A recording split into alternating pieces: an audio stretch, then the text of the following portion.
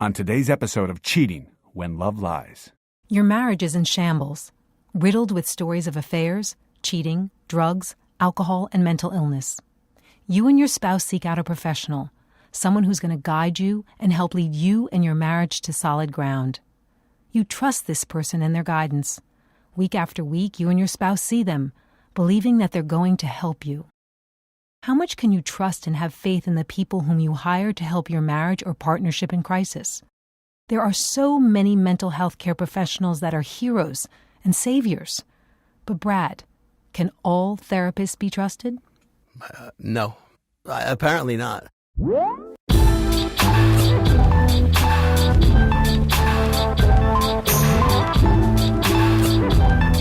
I'm Jillian Hamilton. My guest on this podcast is someone we're going to call Brad. Brad, let's start at the beginning. How did you meet your wife? I was fixed up with my wife through business. It was a niece of a guy who worked for my father. And she's very pretty. She's beautiful. She was like a 00, dark skin. Skinny. Mm-hmm. And the white teeth and just a beautiful... Oh, she you're was a like teeth guy. Great choppers. Mm-hmm. And my dad was a dentist. Teeth are important to me, too. She looked like a Jewish Natalie Wood. And I fell for her. At first we dated. She was in college. I was a little older. She was not interested in me. Mm-hmm. And when she finished college, she moved to New York and I guess was having trouble meeting someone in her early 20s. And somebody from the family said, "What about that guy you used to go with? He was such a nice Jewish boy." And he's That's you. That's me. What made her different? What's her name, by the way? And you can use her real name or not. Susan. What made Susan different that made you particularly attracted to her? Well, I'll tell you that one of the things was I drank in those days. And you don't drink anymore? Uh-oh. I drink a little, but in those days I really drank. And when we went out, she drank. She knew she was a drinker. And she was just, to me, it was all about how being beautiful, and she was so beautiful. But there's so many beautiful women. There had to be something about her that really set her apart. I don't know. We'll go on with the drinking. So if you're drinking a lot and she's drinking, did you kind of bond on that? I don't even remember. It was not so much a deep connection. And I don't know. I fell in love with her. You know, as I said, we started to date and she wasn't interested in me. She was in college. I pursued her a little and she wasn't. And then when she got out of college, we reconnected and it was pretty instant. Within a short period of time, I moved her right into my apartment on 45th Street. Yeah. Now, what do you think changed for her? What was the epiphany? It's weird because I don't know. But you're a nice guy. I mean, I haven't known you that long, but you are a nice person. At generous, that point in my kind. life, I was a caretaker. I wanted to fix everything, and I would drive her to her jobs. And she would have these jobs like, it reminded me of George on Seinfeld, who would close the door and not do anything all day. She actually did that. She would hide in an office, nobody knew, and I would pick her up in bad neighbors. I was worried about her, and I was the kind of guy I want to fix everything. And early in our relationship, I used to keep a bottle of vodka in the freezer for when my friends came over, and I never drank alone. And one day I opened the freezer, there's like 1 inch of vodka in this half-gallon thing, and I was like, whoa. Right. And you hadn't had any friends over? No. Right. And it's just like, you know, and I called her roommate who I knew, and I said, "Does this girl drink? Is she a drinker?" But you said you kind of knew that because that's. But I know, but I wasn't. I never drank alone. I was like that kind of guy, and the Social roommate drinker. said, "Is she a drinker? She'll drink you. She'll drink everything you have laying around. She will drink and drink, and she's this one. You have no idea. She's bad news." And I called her father. And I said... Oh, so you're that tight with the family already? I was enough. And I said to them, in those days, you know, it was a time where all the Mets were going to rehab, Strawberry and Dwight Gooden. Yeah, I remember and that time. I said to her father, I said, your daughter's a full-blown alcoholic. But you said that based on the bottle and well, what the I friend just said. everything fell. All the Okay. pieces came together, and I kind of said, "Get your head out of your ass and give me." I said, "You got to give me $12,000. We got to send her away. She's got to go away." Like in those days, I'm sure it's the same way. It's like once you realize the person's got to go, it's like pack your stuff and go the next day. Immediately. Next day, I just like had on that TV. experience with a friend. And in fact, she went off to Smithers, which is where, and used the same substance abuse doctor, and I was like devoted to her, and I think at some point we were engaged. Wait, was she resentful? How did she respond She was to pretty going she was to rehab? She complied. It was Oh. weird. She just went. And No it fight, it no wasn't struggle? only alcohol. Wait a minute. It wasn't only alcohol. Oh, boy. What else? She was a Valium girl. She had a script doctor that she would go to, and it was a phony deal. Like he would just give her Valium. And Valium was a weird drug because Valium fixed everything. It fixed, if you're What? nauseous, it would fix nauseous. If you were nervous, it would fix nervous. No matter what your illness was, Valium made everything better. Really? I thought it was just calm you down. But what happened is the very thing that Valium was meant to control, it caused all the it would fix panic attacks, but then when you withdraw from Valium, it would cause those. I got So she was a mess, and we had to get her in a place, and we put her in Smithers, and For the Valium and the alcohol. yeah, and Valium's worse than heroin. It's a 12-day Really? detox. It's a Librium detox.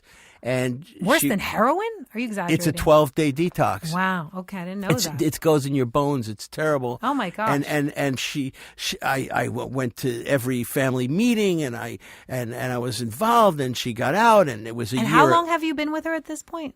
4 or 5 months, 6 months. Yeah. Okay, wait a minute. So, what is this? Just the kind of guy that you Yes. are? So this is the man that you are. I was probably obsessive. Obsessive and a caretaker. Okay. Yeah. Because I thought you were going to say, 2 years. No.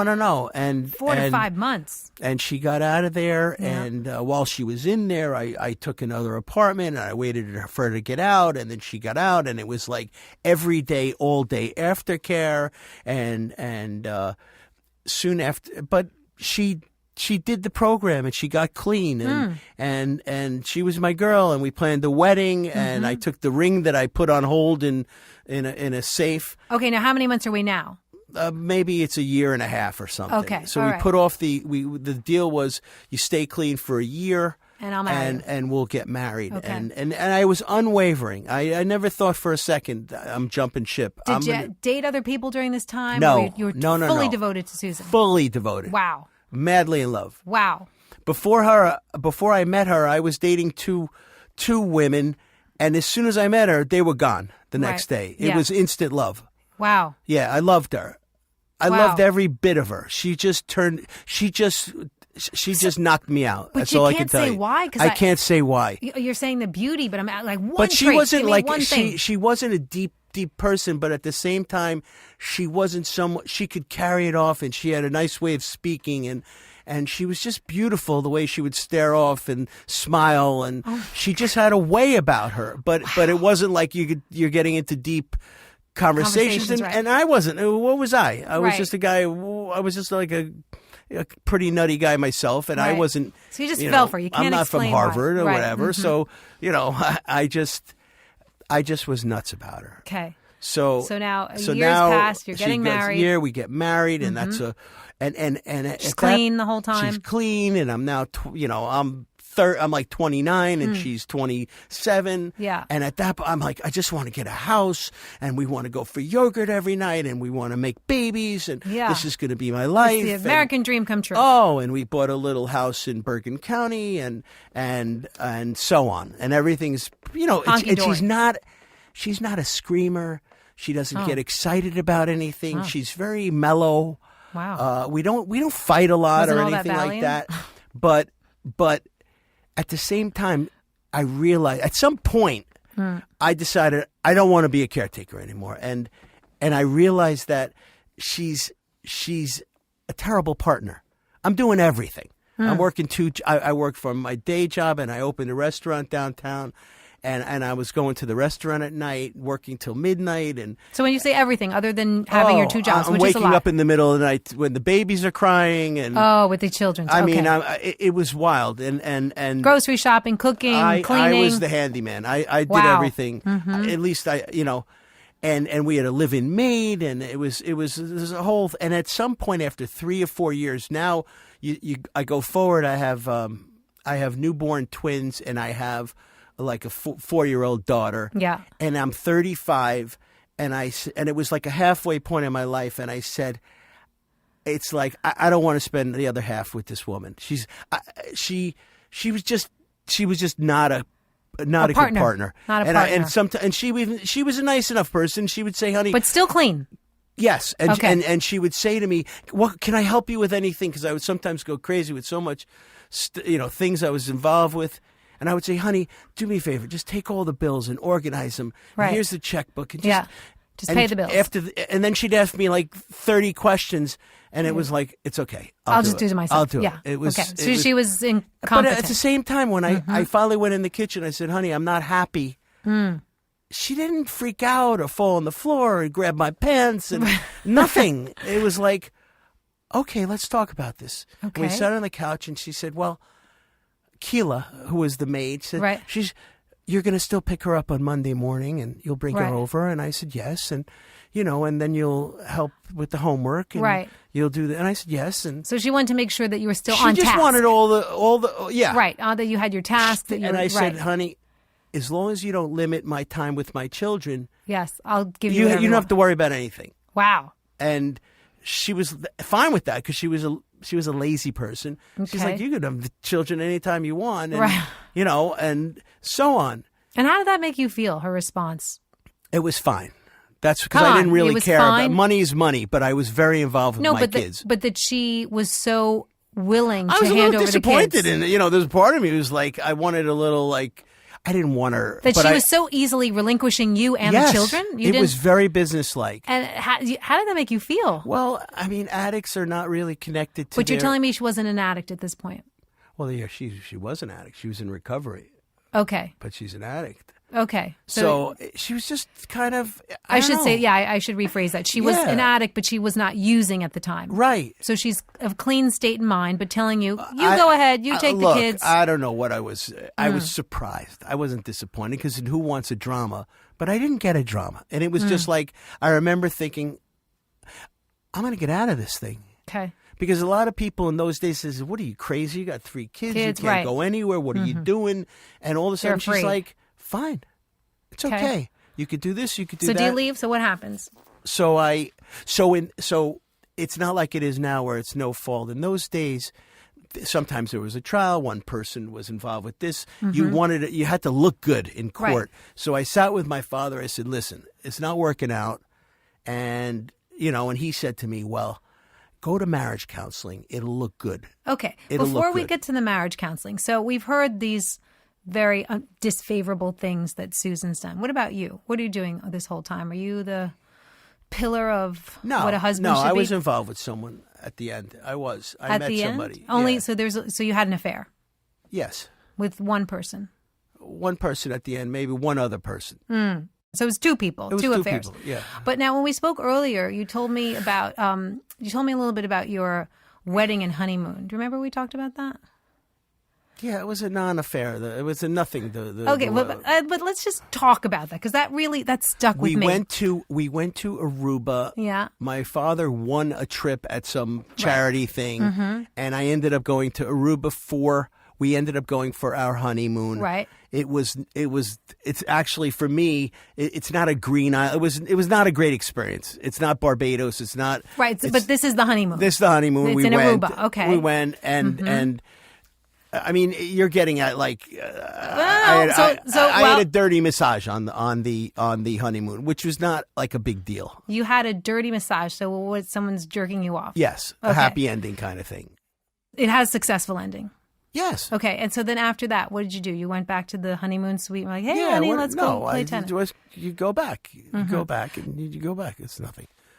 Do you feel like that was something that you shouldn't have done? Or you feel comfortable with that? I didn't. My father was the biggest cheater on the planet, and that's the way I was brought up. I just figured I had a little bit of those genes. Mm-hmm. Yeah, and I didn't feel guilty, wrong or right. I didn't care. Really? Yeah, I didn't care at all. I wasn't feeling guilty. Oh my God, what did I do? No. Did you tell anybody? Probably. Like who? Guy friends or something, or maybe. And how did they respond? They were doing the same thing. On the honeymoon?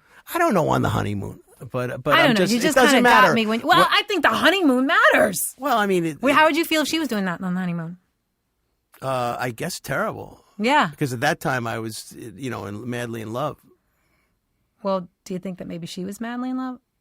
I don't know. She wasn't. But in your mind, you had what do you call it? I don't know. An for incident. me, it was no big deal. Yeah, and for her, I think it was. This was just structure. It was like I was a good husband. I put food on the table. It was just a convenience. For after her. that honeymoon event, you had nobody, no flings, no stray, nothing. No, I got involved with somebody in through work. One of these young women who was. How many years into the marriage? 2. Mm-hmm. And when you say involved, what happened? I had an affair with a young woman at work. Mm-hmm. A client. She worked at a client, and I. And how long did that last? 6 months. Okay, what was that like? You seeing each other fun. once a week? It was fun. Yeah, when I come see the client, we used to go and we would meet, and I would do business. And I meet her after. We go for dinner. She was interesting and fun and pretty and exciting. She drove a sports car. She was pretty. She was really. She was engaging with you. Unlike she was Susan. also married. And it was. You know what? It's flattering. Yes. She was pretty happening young woman, and she let me in. What was your sentiment about that relationship? Any guilt, any remorse, any regret? No. I mean, no. It was just and it wasn't a deep thing because I think towards the end she thought maybe we had a future. She was ready to leave the husband. She was ready to leave the husband. Oh my gosh! I was just a symptom. I'm sure she was ready to leave the husband regardless of you. Right. Yeah, and I think what happened is my wife got pregnant and she heard that. And she was out of it. And that was the end of that. But you feel no guilt, no remorse. Do you feel justified? Like, hey, I'm not happy at home. No, it wasn't like that. Okay. It was just that's the way I was. The way you were brought up. Now, I was brought up. So you say you learned this from your father. Tell us a little bit about your dad. My father was cheated from the moment he was married to he was just he was a big womanizer. And your mom knew? Yeah. Yes, of course. And you as the kids knew? Yeah, I mean, later in life we knew. Yeah, I mean, when the guy goes to work on Monday and comes back on Thursday, he'd go to work on Monday and come back and just not come home at all. He went out every night. He was a guy who was a sales guy. He drank with his customers. They hung out in saloons, and he just didn't come home. And in fact, when I got divorced, I had wait a minute. So when he's not coming home, what did the kids and your mom say? We didn't say anything. He was a tough guy. You didn't say anything to him.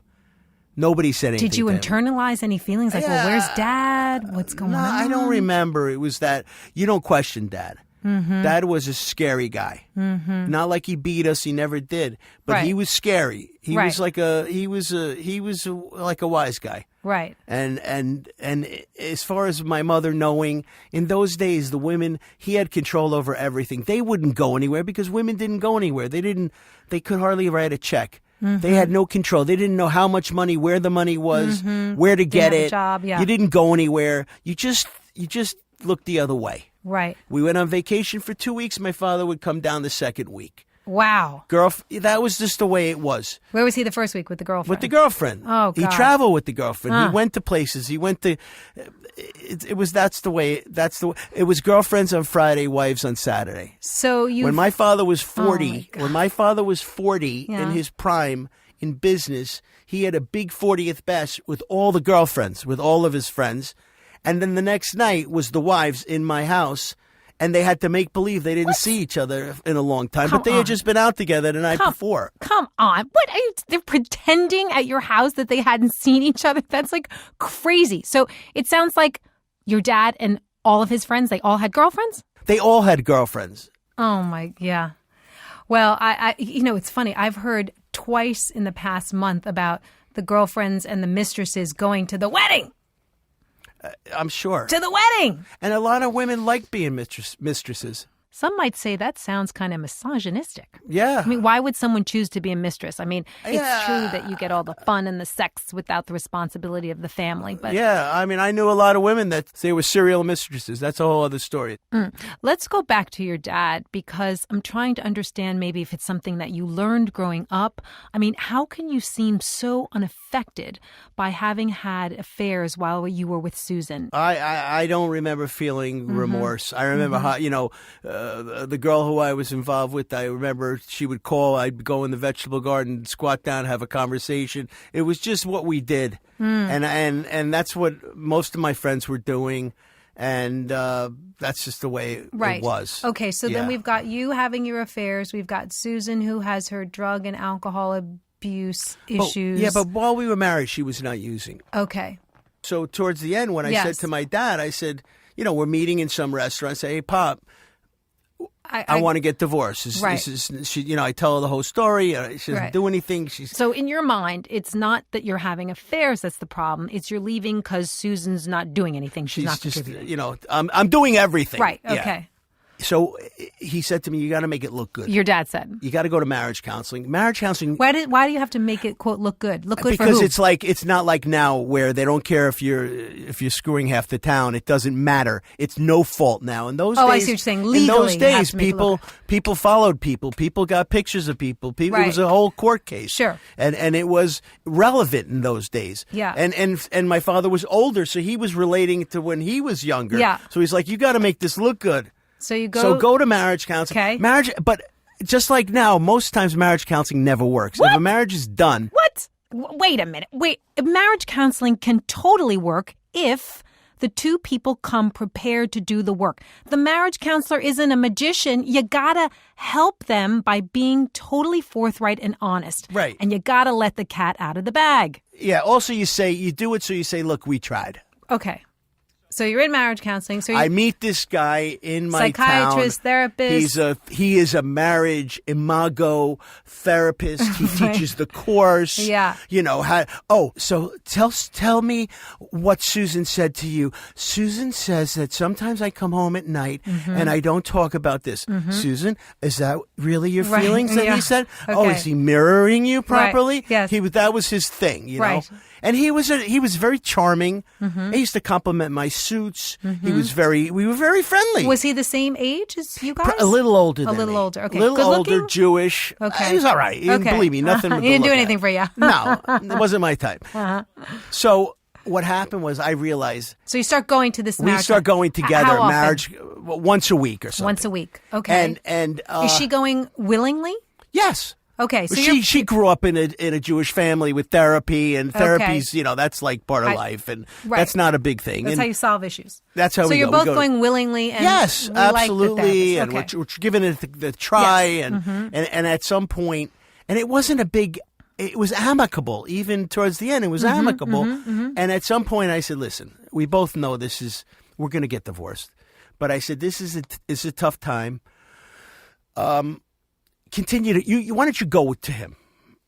So he can help you through it. You have someone to talk to. So we're you going through a divorce. Going. I'm going to stop going because it's ridiculous. We're getting divorced. Oh wow. Okay. But you keep going. He's a great guy, and now is she upset? Is she like, how could you abandon the marriage? No, there was no drama like that. Wow. Okay. Very sedate kind of chick. That was her. And so she goes. She starts going to see him. But I notice 3-4 weeks in. She's going to see the doctor. She's coming down in a black dress. The hair is blow. She's like all fixed up, like she's going to a wedding. Right. And previously she'd just go in her jeans or whatever. Right. She's going to this guy. It's an hour getting ready. You know what it is? She's dressing for a man. You see? Yeah. She's coming down and everything is. She's a knockout. By the way.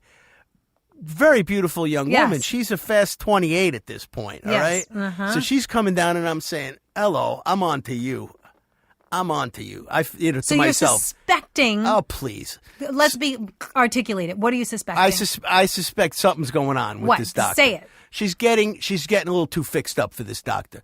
So what they tell you is, let me tell you what's going on. All right, tell me. They tell you when you're preparing to break up, you have to you have to do daddy time and mommy time with the kids.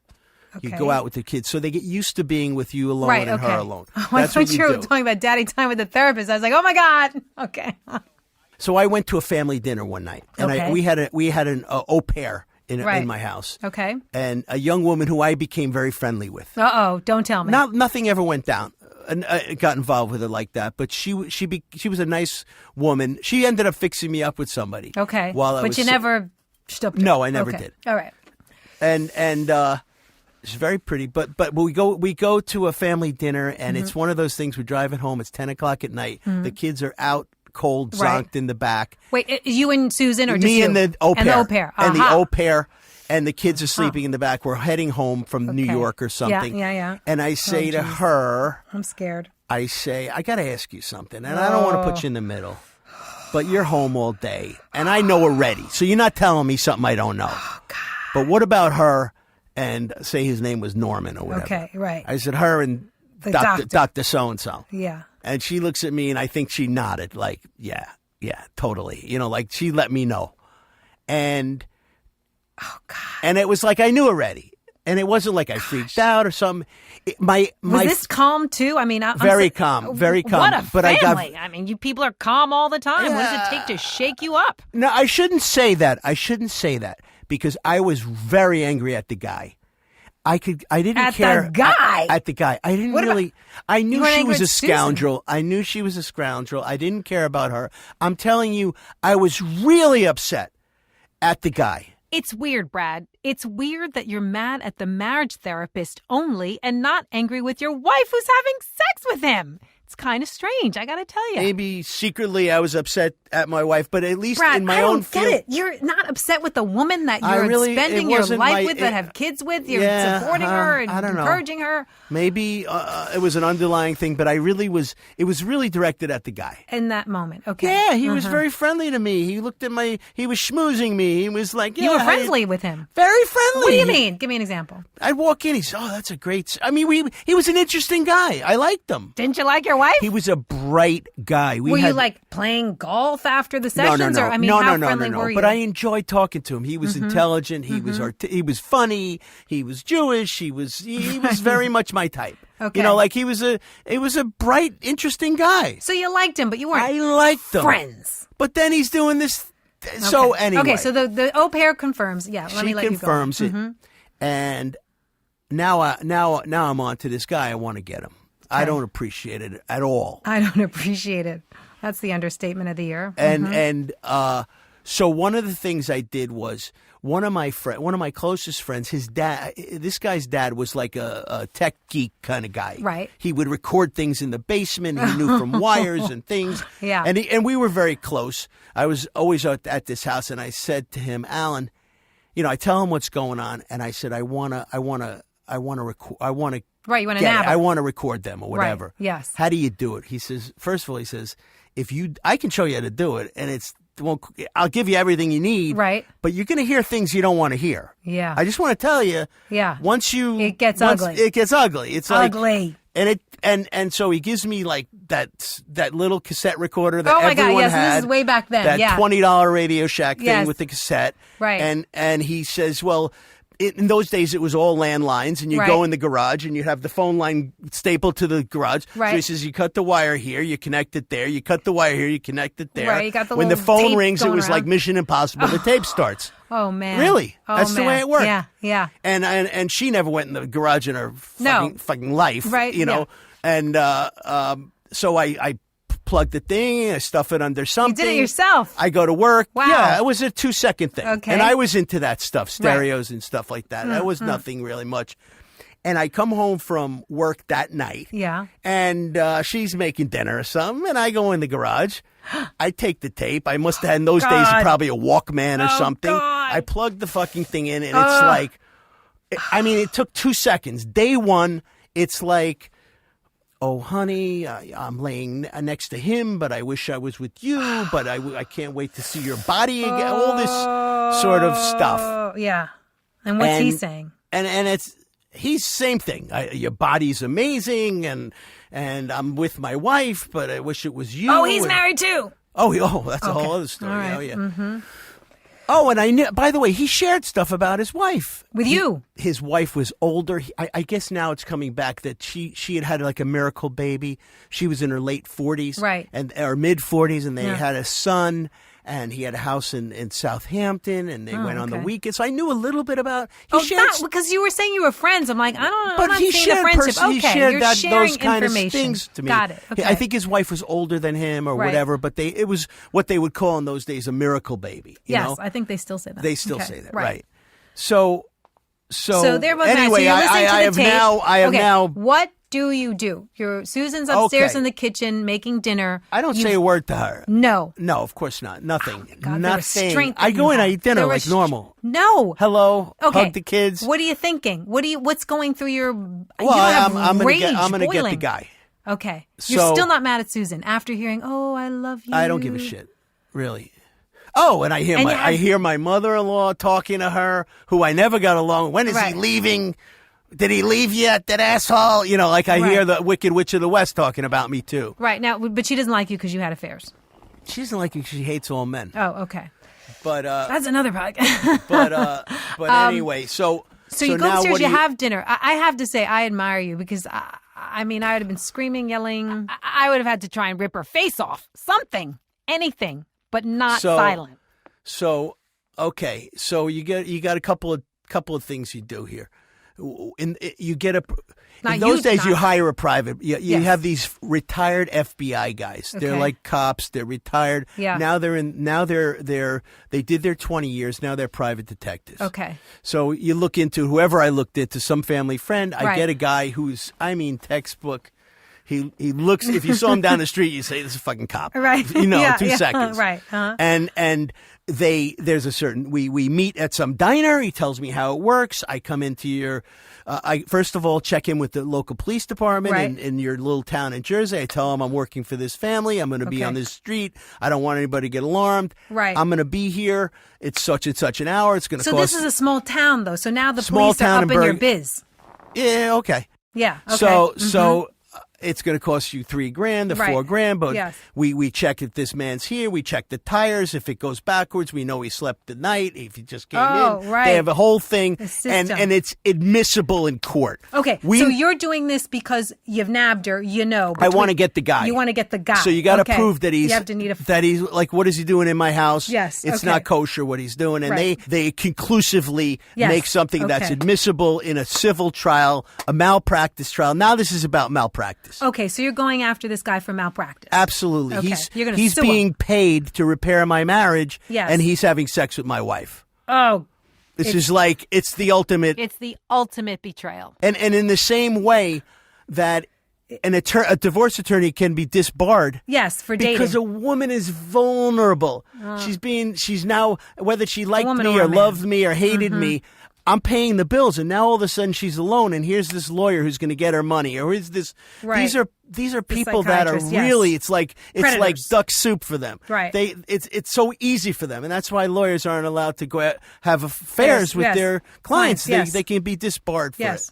Okay, so you're going to sue this is even worse because this is a marriage counselor. Right.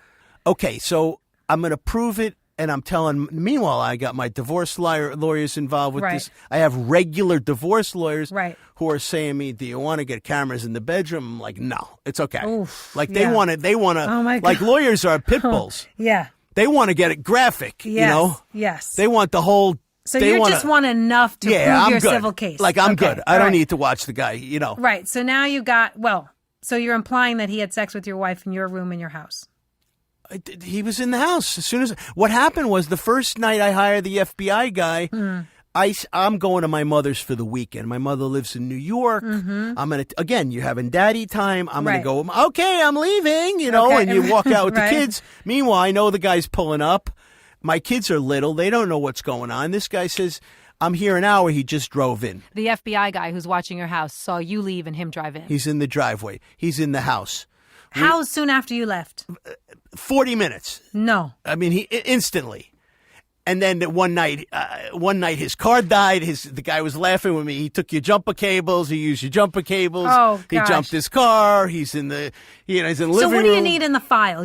Tell me what you need. So you don't have pictures in the bedroom. There are ways that they document and they can conclusive. So what are the 3 or 4 things that you got from this FBI guy? They say I witnessed them go in the room. They were laying on the couch together. They were on top of each other. Now she's drinking. She's an alcohol. Now he's a shrink.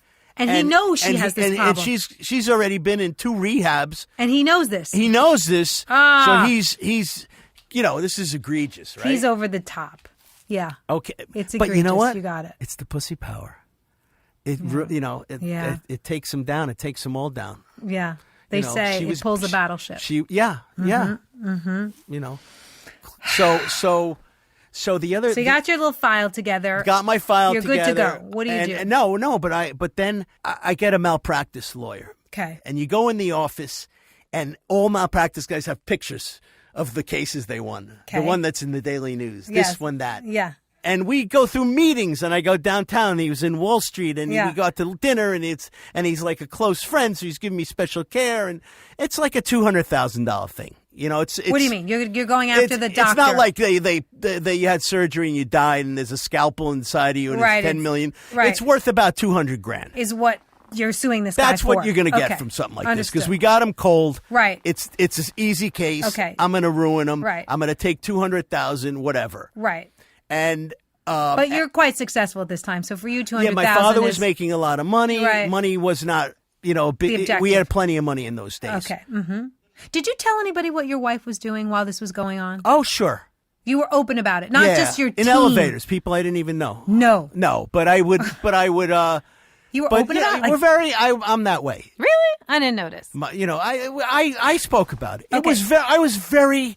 Let me tell you something. This was a hard thing for me. Yes. This was not it. This really, for some reason, this really bothered me. What do you mean for some reason? It's like you said, it's egregious. It's horrible.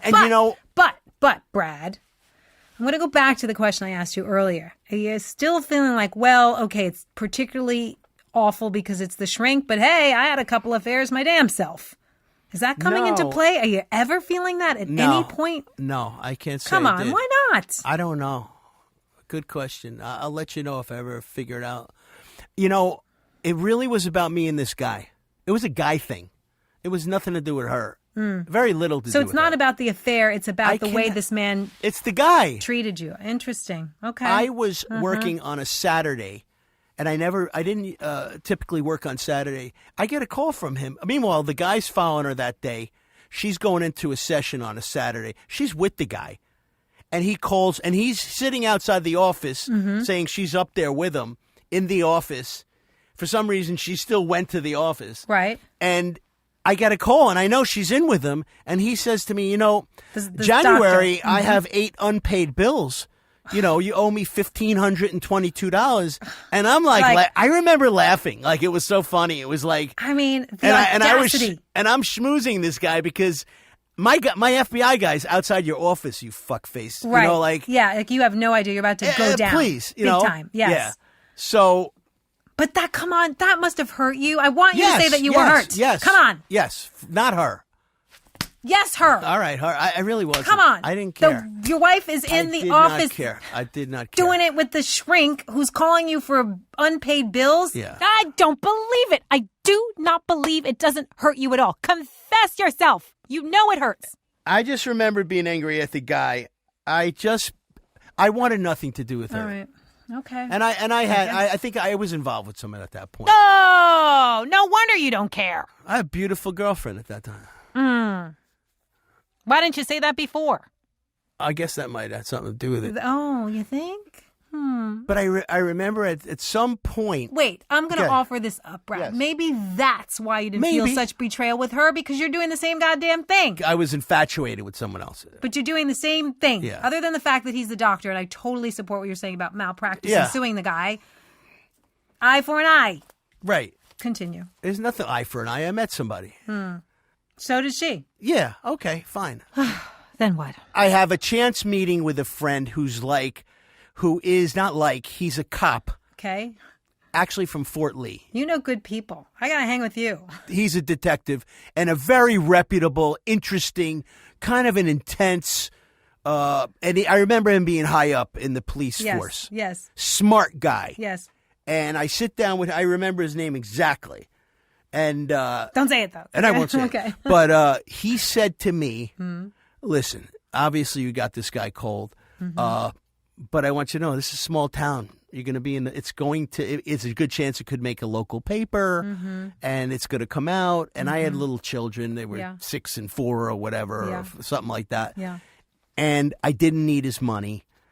And I thought about it for a while, and I decided I'm not going to go through with the whole sordid, crazy. So you're not going to sue him after all. I'm not going to sue him. You're not going to sue him. I'm not going to I'm not going to do the malpractice thing. Okay. I'm going to report him to the Psychological Board of New Jersey. Okay. I'm going to get his license taken away. Okay. I'm going to prevent him do from it practicing. from a professional way. Yeah, Okay. prevent him from. And I did. You did. I absolutely did. He lost his license for 2 years. He wasn't, and even after that, he needed to have a proctor in the room with him, with Right. someone else. He took his career He away. was fine. His wife divorced him. He lost his marriage. Yeah. I mean, but got him. I didn't really need the $200,000, And you didn't I want didn't to want to mess expose up my kids your like they're, kids. yeah. And so did you not want to mess up Susan, too? Did you still have enough? I got to tell you, when I decided I wasn't going to sue him, I called her. And I said to her, Oh, because she knew? she knew nothing. No, wait.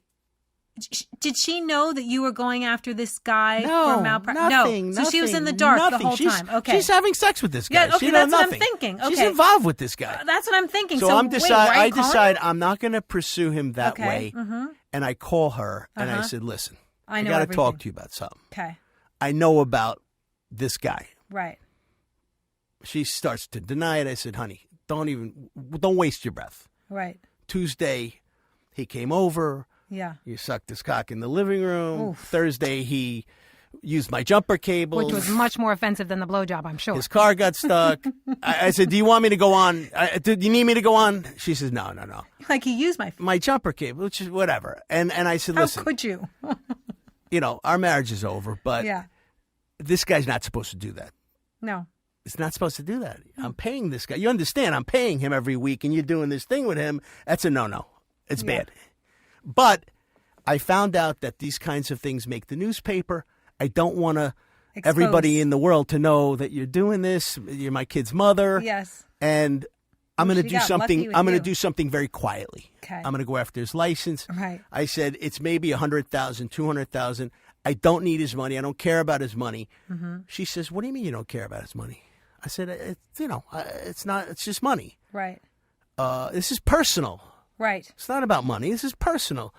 She says, "What are you talking about?" I said, I'm not going to sue him. I'm just going to go for the malpractice." She says, "I'm a victim.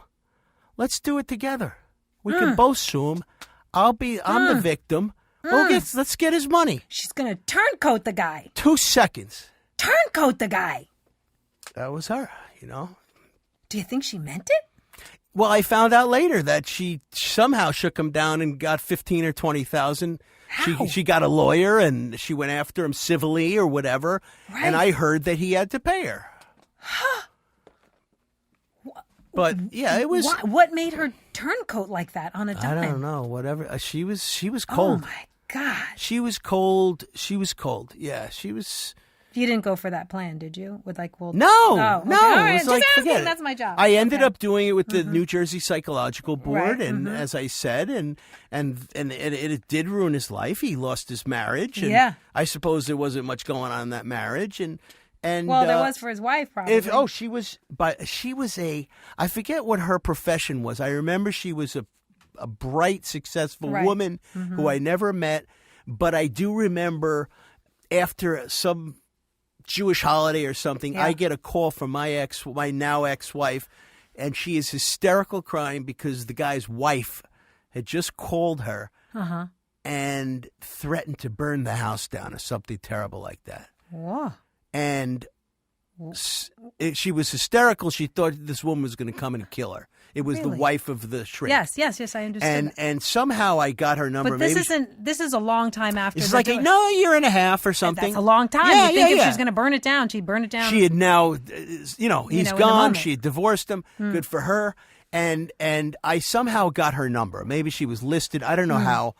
Or maybe it was a star 69. My wife, star 69. Yeah, my ex-wife said this is her number. Her name is Barbara, whatever. Right. And I call her up and I say, "Hi, Barbara. I'm Brad, and I'm the guy."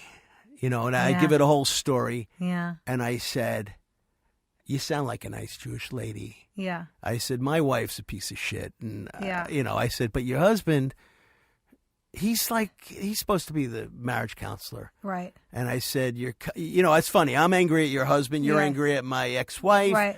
I said, "But you don't sound like you're going to go burn any houses down. You're not going to do that." She says, "No, I'm not going to." I said, What drove her to that I said, point? "You can't call people and threaten them. You're going to cause yourself a big problem." Did she? She was really nice. Did she say what made her make that phone call on that day at that Not time? really. I just remember it was all talk. She wasn't really going to do anything. Right. And she assured me that I would never, ever, ever do that. Right. And we had some sort of connection, like we've both gone through this thing.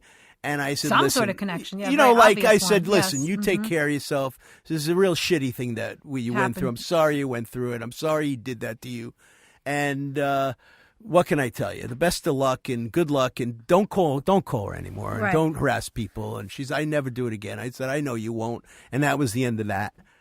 And that kind of be the story, Well, I hear a lot of stories, and that one is pretty darn incredible. So what finally happened to the doc? He's probably still practicing, right? You think? Oh, I thought you got his license taken away It forever. was like a 2-year thing. Okay. Yeah. But then he had the proctor. Yeah, I mean, it changed his life. And it was pre-internet. So now, like today, you go online and find that shit out in a heartbeat. Sure. Yeah. I suppose. I suppose. Is there a world in which you could have just walked away? Some people would say that your behavior was spiteful and vindictive. How would you respond to that? Do you think it was? Could have just walked away. No. This is a bad Okay. guy. I had to Yeah. get him. You had to get him. I was just very angry. He was doing me dirty. Mm-hmm. Yeah, no. So typically, would you condone an element of retribution in cases of infidelity? I would condone anyone who is anyone who commits malpractice. Right. Do you have a right to? So it's the malpractice element. It's not Sure. the element of It's cheating. awful. Okay. I don't care about that. No. Okay. Are you in a relationship now? Yes. Tell me about that. I have a wonderful relationship. You know what? Nature has a really great way of taking care of impulsive and crazy behavior. I'm 20 years older.